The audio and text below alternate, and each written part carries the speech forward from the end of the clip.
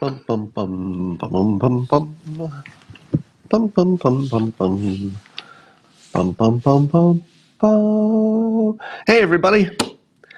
Yes, this is not my normal time. If you're signing on now looking for me, you're probably thinking, "Hey Mark," you're probably thinking you're at the wrong time, and that is correct because I am on book tour for Loser Think, which is now available everywhere that books are sold. In some places that books are not even sold. But before we get to that, let us enjoy a little thing I call the simultaneous sip. You don't need much to participate. No, you don't. A cup, a mug, chalice, stein, canteen, anything like that.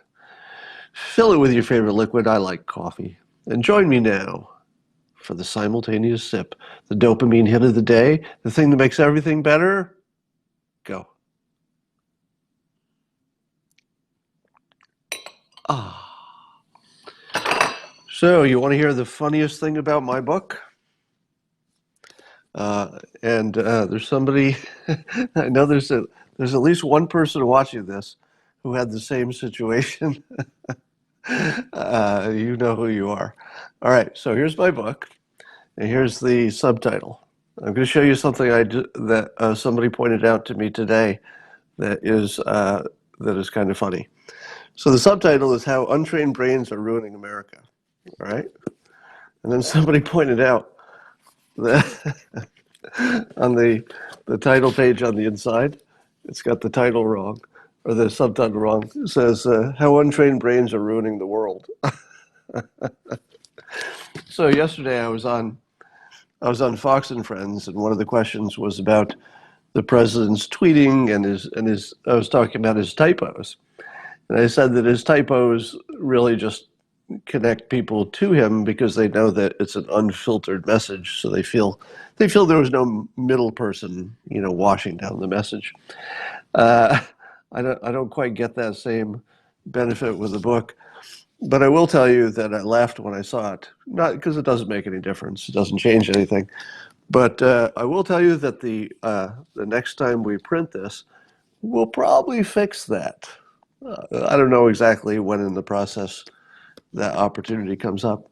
Now, whose fault is it? Mine, because I approve everything. I I look at everything before it goes out. And one thing you don't think to check is the subtitle, because if you see it right in one place, you just figure, well, it looks kind of the same. And because it's the last word, it's world instead of America. The brain doesn't always read to the end of a sentence. So if you had asked me to look at those two sentences and say, are they the same? If I'm in a hurry and I'm looking at a lot of other stuff to see if it's right, I'd probably say, yeah, they look about the same. Um, yeah, maybe world is better. And I think there was probably some conversation about changing it to world for books that are sold outside this country. So I think that conversation probably happened. Anyway, um, I have never seen this kind of reaction to a book, and I've published something like 45 books, if you count all the Dilbert reprint books. So I think this is my 14th original book that's not a Dilbert book, and I've never seen this response before. Now, one of the things that I told you about in a prior book is that when you're trying to decide if a product is good or people like it, you should always look for bodily action. If somebody reads your book and when they're done they say, yeah, that was a good book, I enjoyed it, thanks for asking, there's nothing there, because people tend to be nice if you ask them. But if somebody actually does something, they're moved to act because they read a book, then there's something special going on. There's an X factor sort of thing that the smartest people in the world will tell you. They can tell that they can figure out why people are reacting the way they're reacting, but nobody really knows. Sometimes it's just mysterious. But if you've noticed on my Twitter feed, people are are posting unboxing photos and and videos. I've never seen that before, at least not in the extent it's happening. So I've literally just never seen this much response to a book, and the early readers are delighted. Some people are saying it's my best book, and it might be. That's possible. We'll let the market decide. Hey, Bill. Um, so I wanted to add a little value. If you've been watching the news, you know that there's a Ukrainian phone call situation, and it's starting to get complicated. And because I'm a great simplifier, I thought I would take this big, complicated Ukrainian phone call situation and I would sort of summarize it for you. And so here's the summary. There's a guy who may or may not be a diplomat who said a thing, but he corrected it later because he didn't say the thing, but we're not sure exactly what he meant. But there was another guy who contradicts the guy who said the thing, and then there's some people who agree, but then there are other people who disagree. Some of them are mad at the president, some are not. There you go.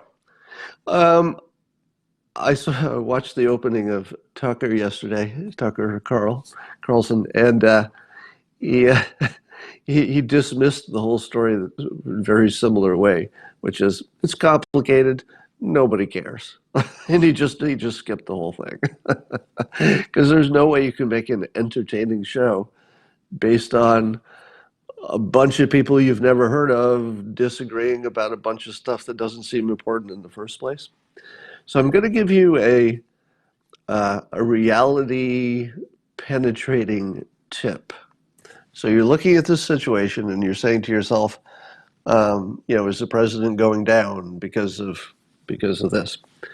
Here's a good rule of thumb. If the TV lawyers can't even agree, looking at the same information, because all these stories, people basically have access to the same data, so looking at the same thing. If if you see TV lawyers, and lots of them say, I don't even see a crime. But other lawyers who are equally qualified are saying, oh, yeah, this is totally a crime. Here's the statute. Here's what happened. Total crime. And then other lawyers, also in public, also highly qualified, are looking at exactly the same stuff. And they're saying, I don't even know what you're talking about. There's no crime here at all. Even if everything that is reported to have happened, the worst case, let's say you took the word of all the people who were saying the most damaging, bombshelly things. If all of it were true, there's still lawyers who say, but where's the crime? Now, the trap is to say to yourself, which one is right? Is one side right? Is one side wrong? That's kind of a trap because people tend to be advocates, right? So people are a little shading their opinion toward their side in many cases. The one exception might be Dershowitz. So Alan Dershowitz might be, I've said this a billion times. He seems to be the one TV lawyer, if I can reduce his gigantic career to, just what we're watching at the moment. He seems to be the only one who's even capable of taking one side or the other based on where the facts lead. It's kind of rare. So he doesn't seem to think there's a crime, or at least that's what somebody said. I haven't seen him say it live, so I'll make that a tentative conclusion. But here's the thing. Here's the rule. Nobody goes to jail when lawyers can't even agree if a crime has been committed. I don't think you'll ever see a situation in which the fact that a crime had been committed or not is so ambiguous and open to interpretation that even the person who committed it couldn't have known it was a crime. Which is different from saying, is it impeachable, because that's a different standard, and different from saying, was it a good idea? Those are all different standards. But for those people who are saying, but the president's going down because it's obvious the facts have shown there's crime, I would say the odds of that leading to anything like prosecution close to zero. As long as there are legitimate lawyers who can say, I'm looking at the same stuff you are, and I can't even tell it's a crime. Now remember, this is different, and this may be confusing you, but this is different from people who are, say, in a jury or potential jurists who would say, well, I'm looking at the argument from the defense and the argument from the prosecution, and I've decided that based on the facts, that this person's guilty. In those cases, when it gets to a jury, I believe in most cases, both the lawyer for the prosecution and the defense would agree that a potential crime is on the table. And one says, no, those facts are not true, and the other says the facts are true. But they're not really disagreeing on the basic idea of, if the person did these facts that are alleged, would it be a crime? Both defense and prosecution would probably agree, and I would imagine in most cases, that there's a crime if the person did those things. But if you're arguing about whether a crime even exists, nobody's going to jail. That's my take on it. All right, enough about that. Let's talk about Emma Watson, who came up with a humorous new name for being single. She calls it self-partnering. Now, often I would make a joke when there's such a good setup. I would be exactly the kind of person who might say, ha ha ha. Sorry. I might say, let's say something humorous about that. But it's such a good setup that I'm just going to leave it to you. You're up. It's all yours. You can take that one. All right. Remember when we first saw the bombshell that there was an ABC News host, I guess, who said on a hot mic that that ABC had the story, or she had the story of Epstein, and ABC management wouldn't publish it. Do you remember what I said would be their response? Nailed it. So I said the response from ABC would be that the reporting did not meet their standard of, confirmed. Usually they like two sources for something that would be so volatile. And it looks like this one's a little more gray than I think most people are taking it. Because the news organizations do have a standard, especially for something that's so volatile and controversial, and somebody could go to jail for it. They like to have two sources, and I believe it's been confirmed that they, at least for much of it, they didn't have two sources. So their explanation of why they dropped it, plus the fact that they've allowed full reporting on it, and apparently there's no specific order to stop the investigation. They just thought it never reached the level where they could publish it. Now, do you believe that? People are saying in the comments already, lame excuse. Didn't they have plenty? I don't know. I think that it's possible they didn't have enough. But we do live in a world in which it seems that the news is often based on far less. But it's not always a sexual abuse allegation. So since Epstein was not running for president, I think they were treating him like a citizen, not a politician, and maybe they needed two sources. Now, I'm not forgiving ABC. If anybody wants to keep their opinion that they did have enough information and they just killed it for whatever personal or monetary reasons, I think that would be a reasonable speculation. But I'm just pointing out that their explanation was exactly what I imagined it would be, because it's pretty good. If you're going to defend yourself, it's a pretty good defense. I don't think we'll ever know exactly what they were thinking. And I've written a book This suggests we should not imagine we know what is in other people's minds. And there's certainly some of that happening right now. All right. Uh, the cartels who murdered the Mormon families.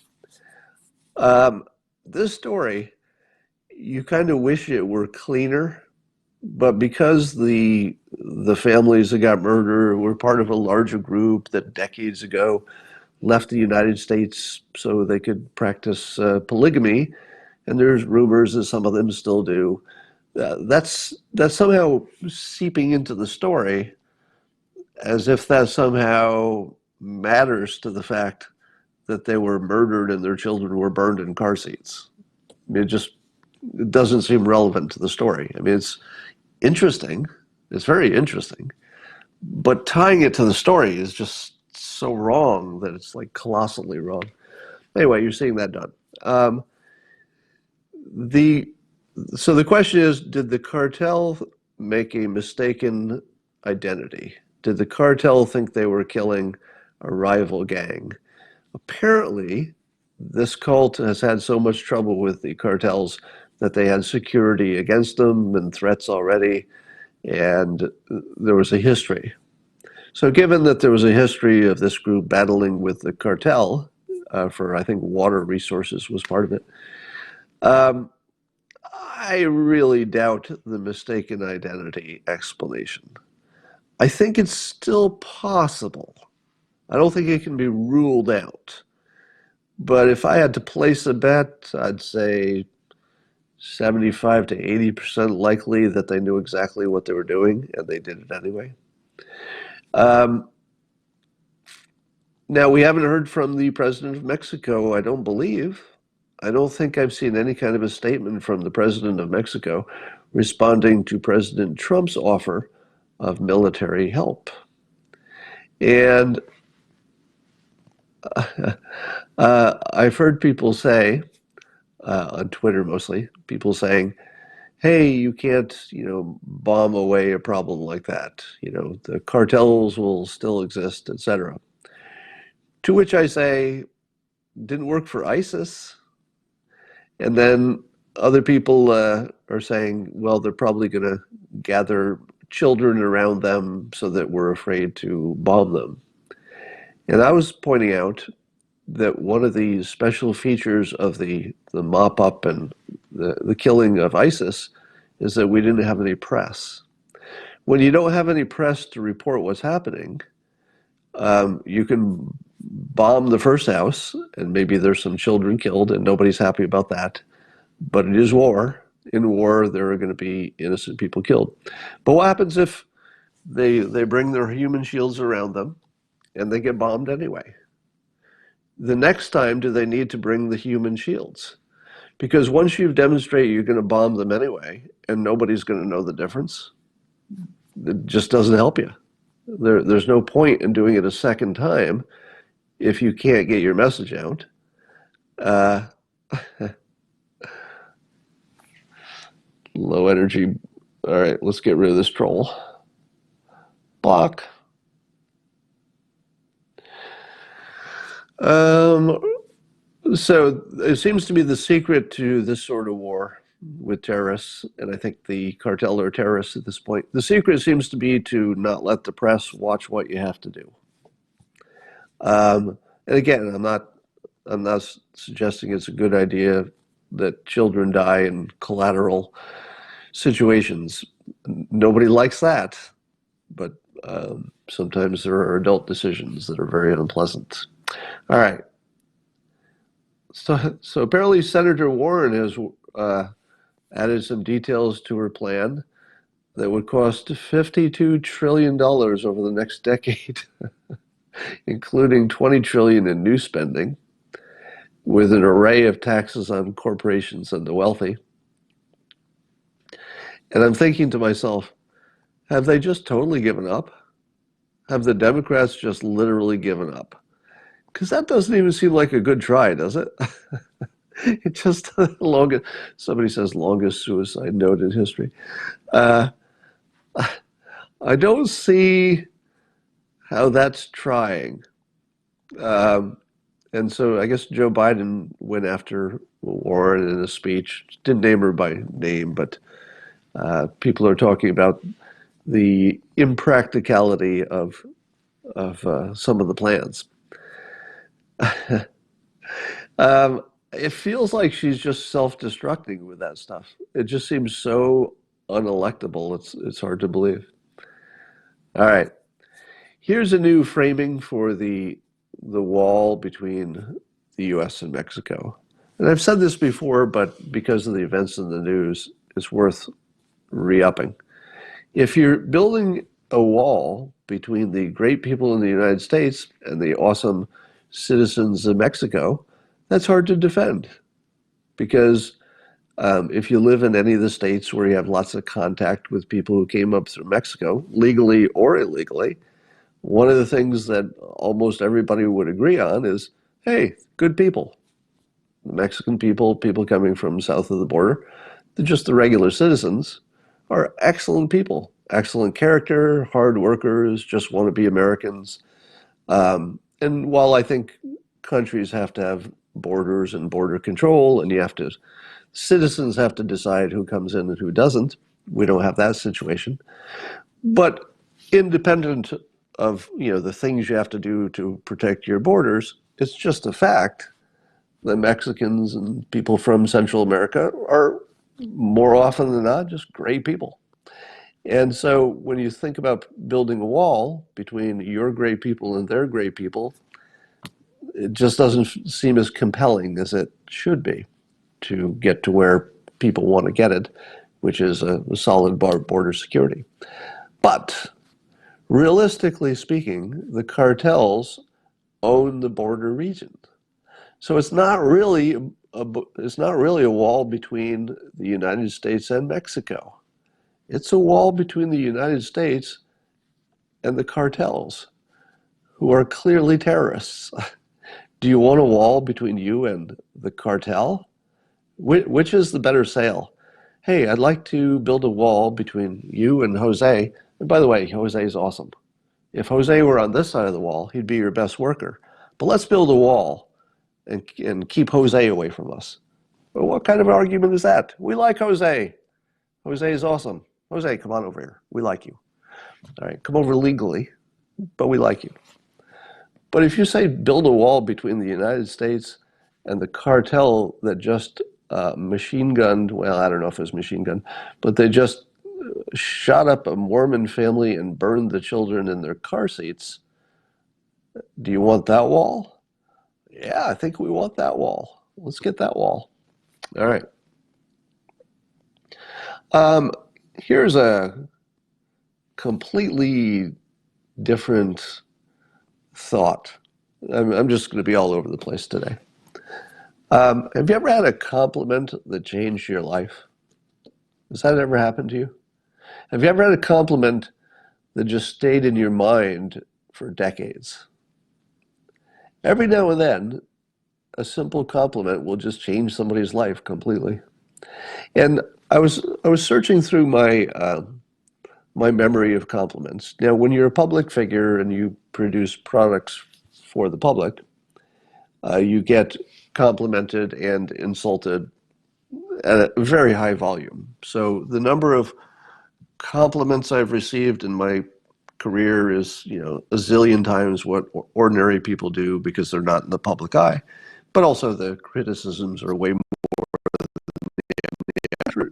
I was thinking through my past. I was thinking, there are some compliments that just stay with me forever, but most of them don't. Most of them I appreciate at the time, but they don't have any lasting quality. And I saw in your comments, so many of you said that yes, there were compliments that changed your life. I was thinking of a few of them in my case. And I'm not even sure this is a compliment. I'll tell you the one story. When I first got an offer to be a syndicated cartoonist, I had been told by another syndication that had rejected me at the time that maybe I could be the writer, but I could work with somebody who knew how to draw. So, so one of the cartoon syndicates said basically, "You're not really an artist. Maybe you should find somebody else to do the drawing for you." Now imagine that as you're trying to get your career started as a cartoonist, and one of the top three people in the planet who gets to decide who is going to be a cartoonist. They're the ones who make the deals with cartoonists and then sell them to the newspapers. And one of the three of them told me I wasn't even not. It wasn't a question of whether I was good enough cartoonist to be in newspapers, but that I wasn't even a cartoonist. So that's the kind of connection I got. But later, I got a phone call from the woman who was an editor for United Media at the time, and that company got absorbed by my current syndication company, or at least the Dilbert product did. And uh, and and so she offered me a contract to be a cartoonist soon after I'd gotten this other advice that maybe I should find somebody to do the drawing for me.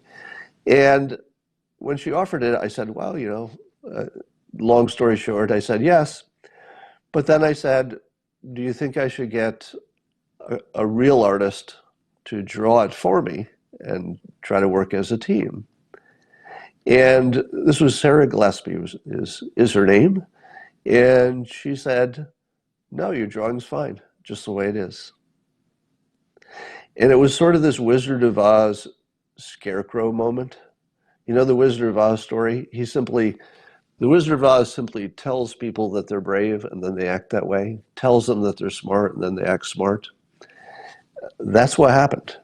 She simply told me I was qualified, and almost immediately the quality of my drawing improved 500%.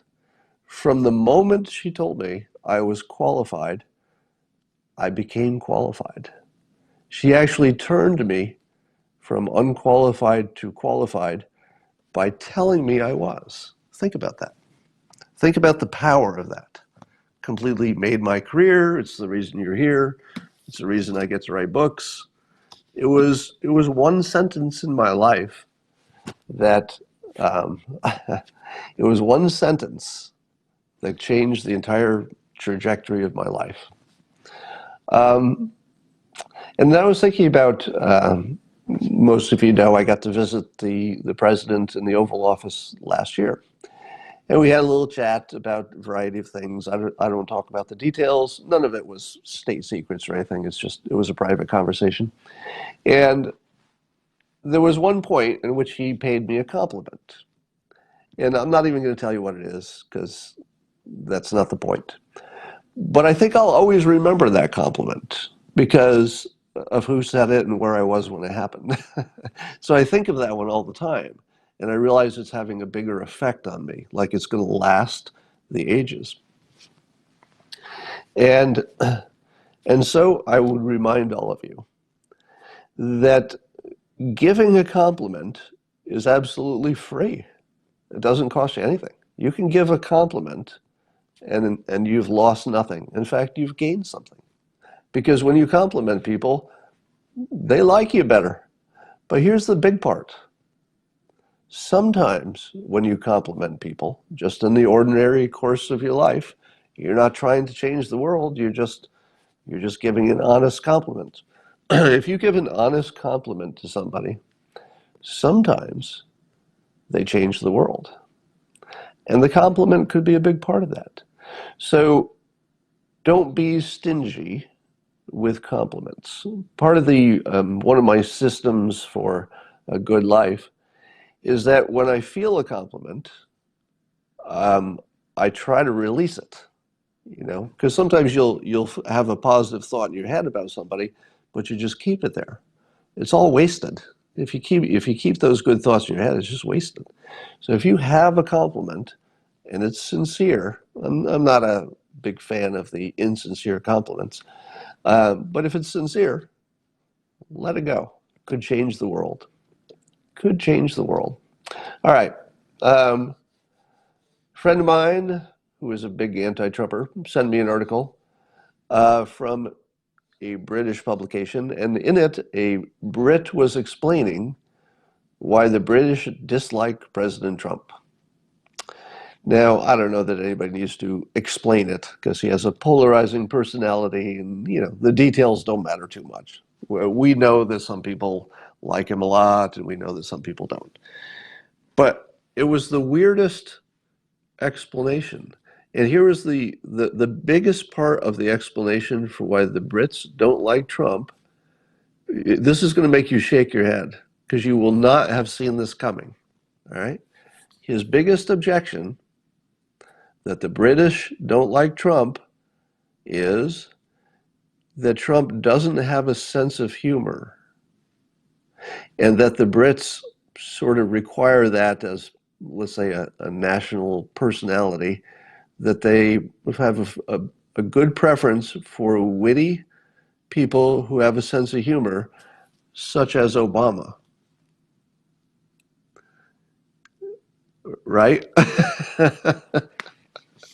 Now, this article I read one day after I think I was saying that President Trump is the funniest president of all time and that he uses his humor consistently all the time to great effect. He uses it in his tweets. He uses it in his rallies, especially. He doesn't use it as much when he's doing a press conference or talking to the press. That's a little more serious.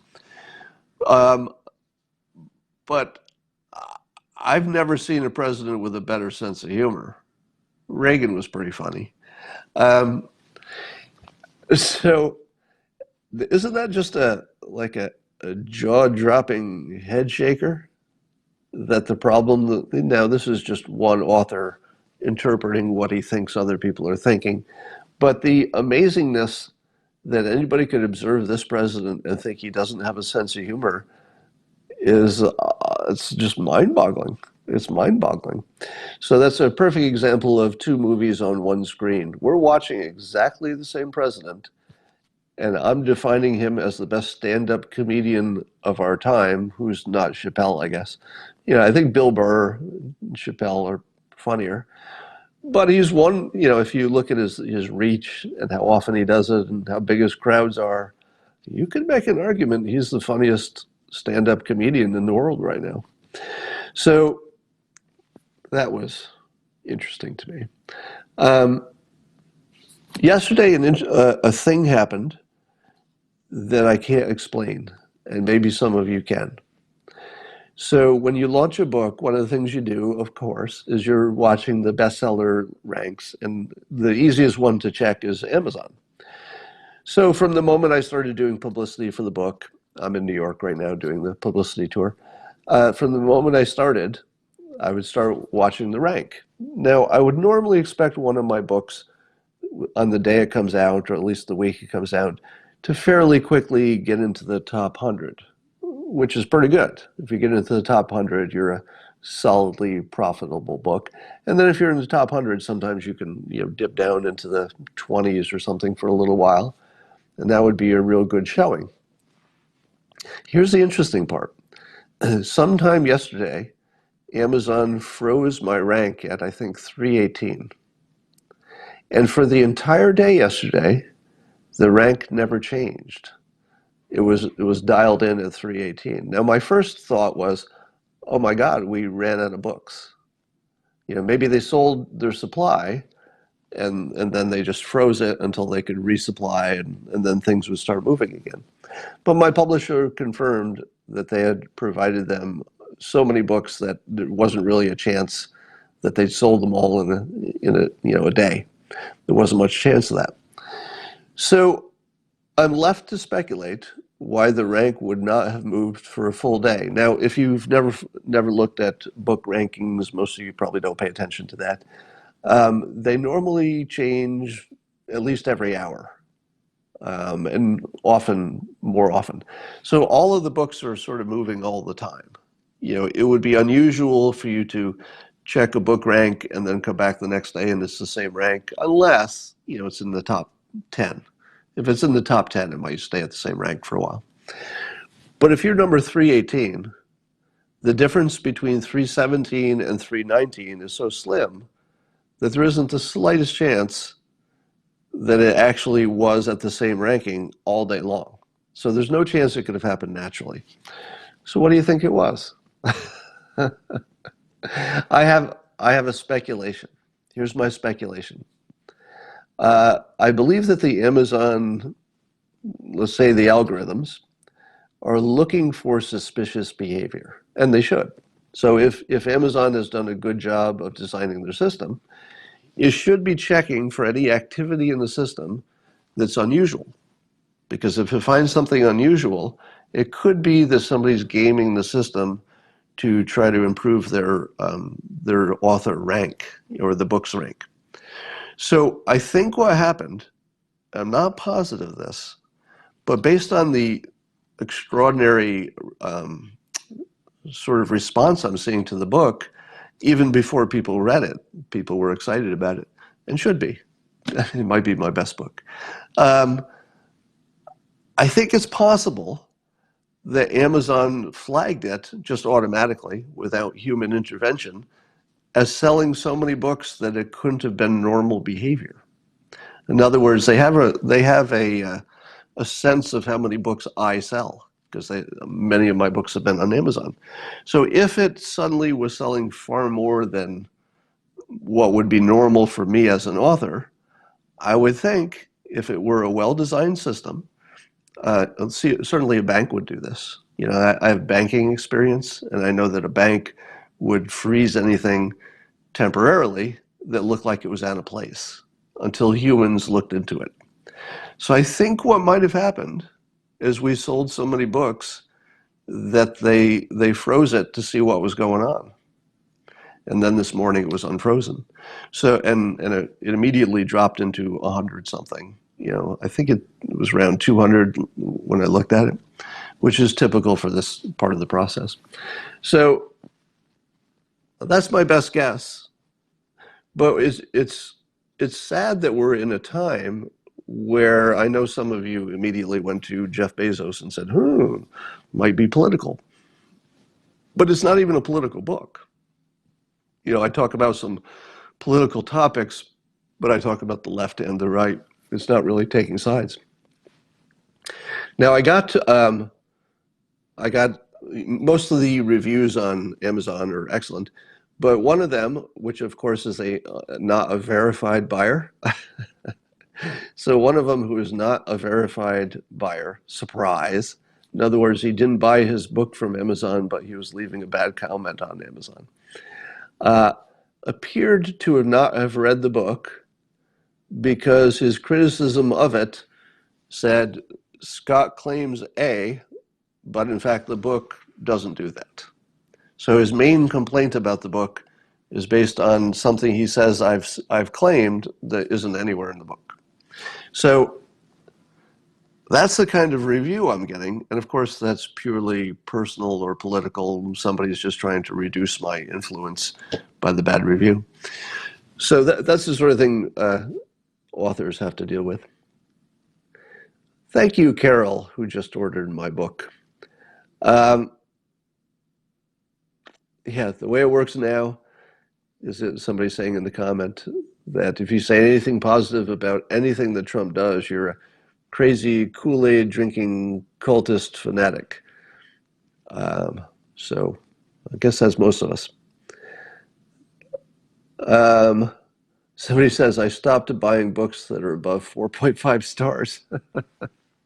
That's actually, that's an interesting comment. Yeah, if your book is not important enough to attract bad actors, you probably don't even need to read it.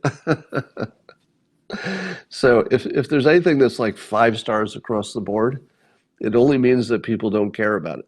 Because if people cared, the bad actors and the trolls would come in and start leaving bad reviews. I've never thought about that rule, but maybe it's a good one. Yeah, I don't follow the local politics. Somebody's asking about Virginia, the Virginia election. And I can't get interested in the other states. Yeah, somebody's saying, is it Amre? How do you pronounce your name? Emre? If Origin of Species was published today, somebody'd say, too complicated, too long. Somebody says, I relish giving a book called Loser Think to all my friends for Christmas. Well, that's a good point. So books are often gift items. And how much are you going to enjoy giving a book called Loser Think to people in your family and acting like it's and acting like, keep a completely straight face and say, here's some literature I think you'd enjoy. Here's your gift. it's, it's sort of an insult at the same time. That's sort of a perfect gift for a family member.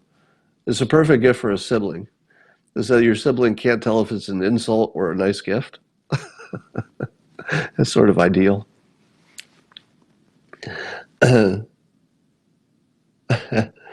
This is what I've needed to break through, Angela says. So good luck. So somebody says, I don't love the title as much as Win Bigly. It's hard to top Win Bigly. That was a pretty good title too. But I think Loser Think is already catching on because you see people using it on Twitter already. So people ask me why on my books I do funny, what do you call these? The blurbs. So normally when you write a book, you get other famous people to say good things about your book, and then you put it on your book. But once you become an author, you learn how that process works, and then you sort of lose faith in it. So the reason I don't ask other people to put blurbs on my book is partly practical, because if you do, every one of them will ask you to put a blurb on their next book. And then suddenly all you're doing is writing blurbs for other people because you ask them, now they can ask you. So I've got that going on. But also, it tends to be a insider kind of thing. People ask the author that they know, and then the author that you know isn't going to give you a bad blurb. So the blurbs are persuasive, but I found them a little bit sketchier than I wanted to be associated with, because I know I can get people to say good things about the book without reading it. I know I can do that because it would be easy.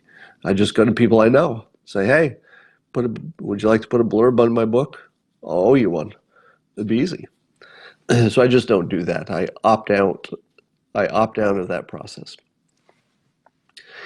When does Greg Gutfeld tape his show? Well, the Greg Gutfeld show tapes on Friday afternoons, so I'll be part of that. I talked to him yesterday for his digital piece, the Greg Gutfeld and One Smart Person. So we did that yesterday. I think it'll probably be live in a day or so. Will I go in the 5? I don't know that the 5 takes guests. The answer is no, but I don't know that the 5 ever takes guests, with the exception of other employees of Fox News who sometimes will join if they have a book or something. But I don't think they take guests, so that's not really the right venue. I'm trying. I think I'm scheduled for Dana Perino's show tomorrow, but I always hesitate to say in advance for any news related shows, because they change so often. So just yesterday I had 2 major media hits that just got rescheduled sort of at the last minute, and that's ordinary. So I tend not to make a big deal too far in advance, because I can't guarantee that there won't be big news that bumps me off. All right.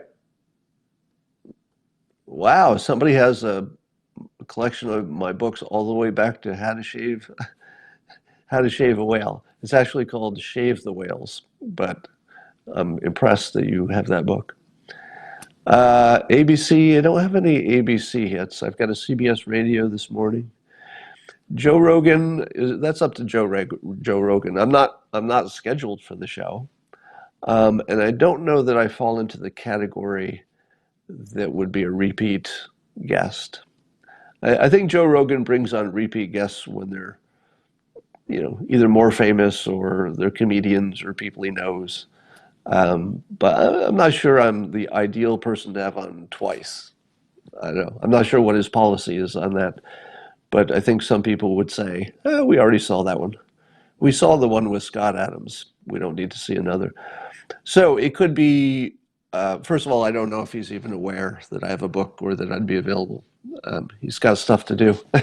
He's a busy guy. So I do not presume that he would be interested to have me on the show. Uh, it may not be that kind of show that has repeat guests of the type that just have a new book out. Um, he's had Michael Malice on 3 times. Well, I think what I'm saying is that there are guests who are repeats, but it probably has more to do with his connection to them. All right. Somebody says they have my God's Debris book. Pete, you just joined. All right. I have to say again, because Pete Westfalt, I don't know if I'm pronouncing your name right. Westfogt is on. Pete, look at this. Here's my new book. You're going to appreciate this. Here's the title, subtitle, How Untrained Brains Are Ruining America. Except on the title page, the subtitle is different. It says How Untrained Brains Are Ruining the World instead of America. So, Pete, that's just for you. You know why? Because you had a similar problem with the typo in your book title recently. So I was saving that for you. All right. No, Pete is not my editor. He's an author who has his own book, which had a similar but different kind of title issue. Um, wow, Alexei, thanks for ordering all those books. I appreciate that. Um, Dr. Drew, I talked to yesterday on his radio show, and I think I'm scheduled for Adam Carolla when I do a LA. I'll have to confirm that, but I think Adam Carolla is on the list. Somebody says my title page is not wrong. It says America. Are you serious? Do you have a physical hardcover book that says America instead of world? If you do, you need to send me a picture of that because that would be really interesting. It would make this one a collector's item. So maybe that's true. Are your expenses paid? Well, so the publishers pay a certain amount for the book tour, but if there are if they happen to have an author who has become accustomed to, let's say, a higher level of travel, then I'm paying my own way for the hotel because it's a high-end hotel. But the publisher does typically pay for the travel and they pay for the hotel and a stipend for the meals. I just prefer to travel in a little higher style than they're willing to pay. Nick Gillespie should interview you. I always love talking to Nick. Maybe that could happen. The Kindle version says America in both places, yeah, as does the audiobook. The audiobook had that typo as well, and I corrected that when I was doing the audio recording, but I never caught this one. And by the way, I'll say again, the not catching it on the subtitle page is my error because they do show it to me. They show it to me and they say, "Is this right?" And I say, "Yes, it's right." So, I missed it. Um, how many copies of Win Bigly did I end up selling? Well, that's always confidential information, but it sold very well. What about the Tim Ferriss podcast? I would love to do a Tim Ferriss podcast. I did one 2016 or so.